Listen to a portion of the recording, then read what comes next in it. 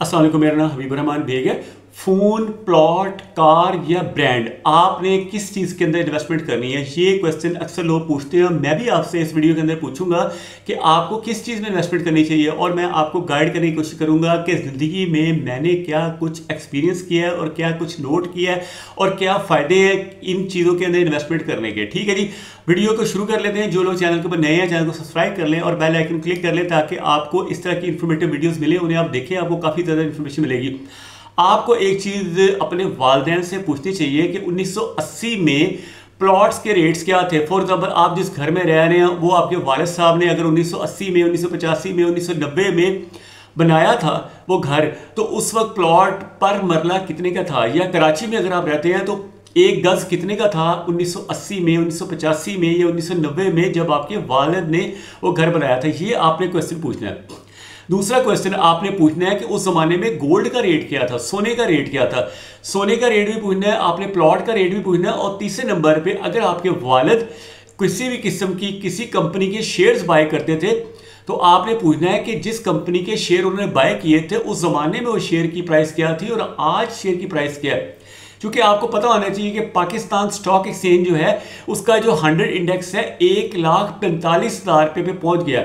इसका मतलब यह है कि जिस बंदे ने 100 रुपये के शेयर खरीदे थे, आज वो शेयर 1,45,000 रुपये के हो चुके हैं, यानी तकरीबन 1000 गुना से भी ज़्यादा इजाफा। और 2000 सन में जिस बंदे ने कोई भी शेयर बाय किए थे तो वो शेयर जो है इस वक्त 145 गुना बढ़ गए, क्योंकि 2000 सन में जो कराची स्टॉक एक्सचेंज या पाकिस्तान स्टॉक एक्सचेंज है उसका 100 इंडेक्स है 950 पे था, यानी 1000 के करीब करीब था।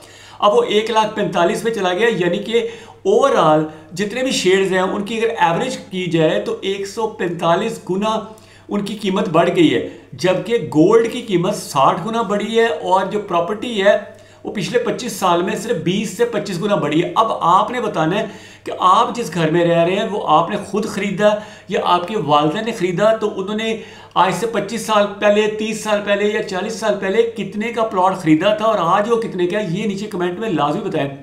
और किस शहर में आप रहते हैं वो भी लाजमी बताया करें। इससे ना काफ़ी ज़्यादा इन्फॉर्मेशन मुझे भी मिलती है और भी लोगों को मिलती है। तो आई विल रिक्वेस्ट यू कि आप आंसर लाजमी इसमें क्वेश्चन करें और मैं आंसर आपको हर कमेंट का देने की कोशिश करता हूँ। आज अगर आप किसी भी अच्छे ब्रांड का, किसी महंगे ब्रांड का, फैशन ब्रांड का मोबाइल लेते हैं जो कि 7-8 लाख रुपए का मिलता है, ठीक है। अगर आप दुबई में भी लेते हैं, अगर आप यूके में भी लेते हैं, तब भी पाकिस्तानी रुपीज़ में जब आप कन्वर्ट करेंगे तो 7-8 लाख रुपए का एक फ़ोन आएगा। लेकिन आपने ये पूछना है कि वो फ़ोन अगर आप 2 साल बाद या साल बाद बेचते हैं तो कितने का बिकेगा।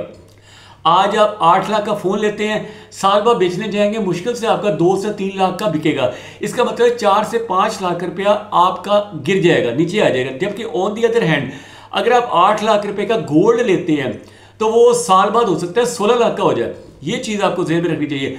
और अगर आप ये समझते हैं ना कि जिन लोगों को आप दिखा के अपने आपको अमीर शो कर रहे हैं वो आपकी बड़ी रिस्पेक्ट करेंगे, तो भाईजान बात यह है जब आपके ऊपर मुश्किल वक्त आएगा, खुदा ना खास्ता आप बीमार होते हैं, आप हॉस्पिटल में होते हैं, ठीक है, जब आप हॉस्पिटल में होंगे या किसी भी किस्म की मुसीबत में होंगे, उस दिन जो बंदा आपके साथ खड़ा होगा, हॉस्पिटल के चक्कर लगा रहा होगा, हॉस्पिटल के बेड के नीचे, अगर आप सरकारी हॉस्पिटल में हैं या प्राइवेट में हैं, कहीं पे भी हैं, तो हॉस्पिटल के बेड के साथ जो सीट है उसके ऊपर वो आपके साथ सो रहा है, बिल्कुल आपकी बिल्कुल दवाइयाँ जितनी भी चाहिए होंगी वो आपको ला के दे रहा है, आपके टेस्ट करवा रहा है।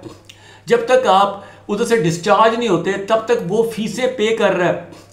वो आदमी आपके साथ सिंसियर है, ना कि वो आदमी आपके साथ सिंसियर है जिसको आप महंगा फ़ोन दिखा रहे हैं, महंगी गाड़ियां दिखा रहे हैं, लेकिन एट द एंड वो बंदे आपके किसी भी काम के नहीं है। वो लोग जो आपकी चकाचौंध या आपकी बड़ी बड़ी गाड़ियों, महंगे महंगे मोबाइल देख के आपसे इम्प्रेस हो रहे हैं, वो बंदे हॉस्पिटल में या किसी मुश्किल वक्त में आपके साथ बिल्कुल नहीं खड़े होंगे, ठीक है। अब आप आज अगली बात, अगर आप समझते हैं कि पैसा मेहनत करने से आता है तो सबसे ज़्यादा पैसा आना चाहिए मज़दूरों के पास, जो बेचारे सुबह से लेके शाम तक ईंटें उठाते हैं। सुबह से शाम तक एक मज़दूर 2000 से लेके 3000 ईंटें अपने कंधों के ऊपर उठा के एक जगह से दूसरी जगह पर लेके जा रहा होता है। इतनी मेहनत करता है एक मज़दूर।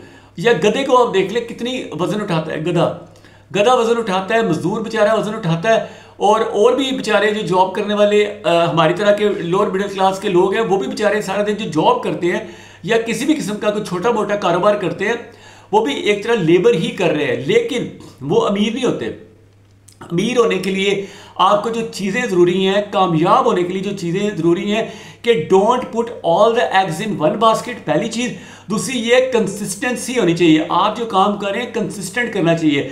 दूसरी चीज़ आपने हिम्मत रखनी है, जो भी आप काम कर रहे हैं उसमें हिम्मत रखनी है, अल्लाह के ऊपर तवक्कल रखना है और सब्र करना है। और अगली चीज़ जो आपने देखनी है कि आपने एक ऐसी स्किल के ऊपर काम करना है जो कि नई स्किल है, जिसकी आजकल वैल्यू है। जैसे आपको पता होना चाहिए, आज से 20 साल पहले आईटी की बहुत ज़्यादा वैल्यू थी, हर बंदा आईटी सेक्टर के अंदर जा रहा था, तो आईटी सेक्टर वाले आज माशाल्लाह लाखों में कमा रहे हैं। फिर अब नया एआई का दौर आ गया। अब एआई के दौर के अंदर जो एआई की टेक्निक सीख लेगा तो वो अच्छा पैसा कमाएगा। सिमिलरली आज से 40-50 साल पीछे चले जाए, आपके वालिदैन के ज़माने में जो लोग डॉक्टर बनते थे, जो लोग इंजीनियर बनते थे, उन सबको जॉब्स मिलती थी और बड़ी अच्छी जॉब्स मिलती थी। डॉक्टर जो होते थे उस ज़माने में लाखों रुपए कमाते थे, आज तो करोड़ों कमाते हैं डॉक्टर। सिमिलरली जो वकील हैं वो भी बड़े अच्छे पैसे कमा रहे हैं। ऐसी फील्ड आप चूज़ करें जिसमें आप इज्जत के साथ एक अच्छे पैसे कमा सकें, मुनासिब पैसे कमा सकें, ठीक है। बाकी ये है कि लोगों की बिल्कुल परवाह ना करें। मेरी ज़िंदगी में मेरे पे कुछ 2-3 दफ़ा ज़िंदगी में ऐसे मुश्किल वक्त आए हैं जब आपको पता चलता है कि दुनिया में आपके साथ कोई भी नहीं खड़ा, ठीक है, एक भी बंदा नहीं खड़ा।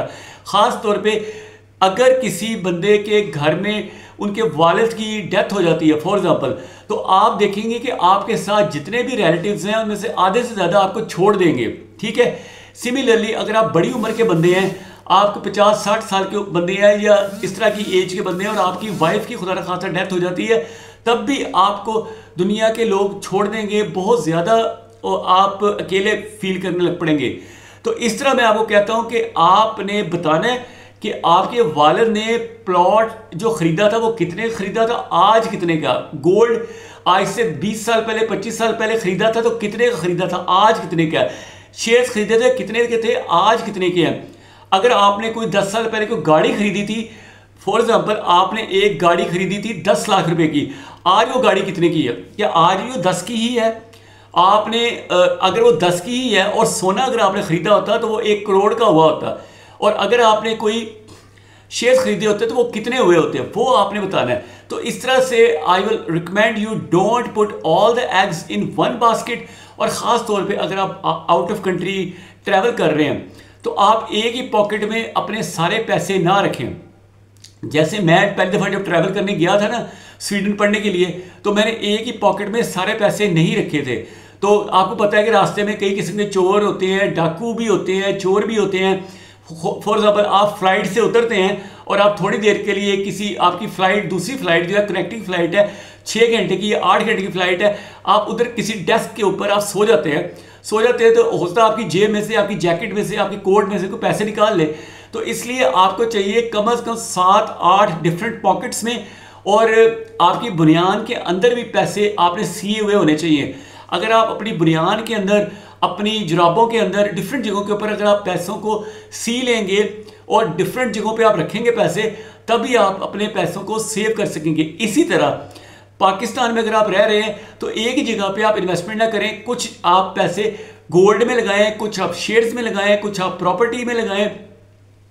और प्रॉपर्टी भी वो बाय करनी है जो ऑन ग्राउंड हो, सिर्फ फाइल्स को आपने बाय नहीं करना। जो ऑन ग्राउंड प्लॉट नहीं है उसमें मैंने भी लॉस उठा लिया है, इसलिए आई विल रिकमेंड यू जब भी प्लॉट लें उसके सामने देखें सड़क बनी हुई है, उसके सामने देखें कोई बिजली का खंभा या अंडरग्राउंड वायर्स आई हुई हैं वहाँ पे या नहीं, बिजली का कनेक्शन होना चाहिए, वहाँ पे सड़क होनी चाहिए कम से कम, फिर आपने प्लॉट खरीदना है। और उसका रजिस्ट्री हो, इंतकाल हो या ट्रांसफ़र हो या जो भी कुछ हो, उसका ये भी देख लें किसी भी किस्म का कोई लड़ाई झगड़ा ना हो उस प्लॉट के ऊपर, ठीक है।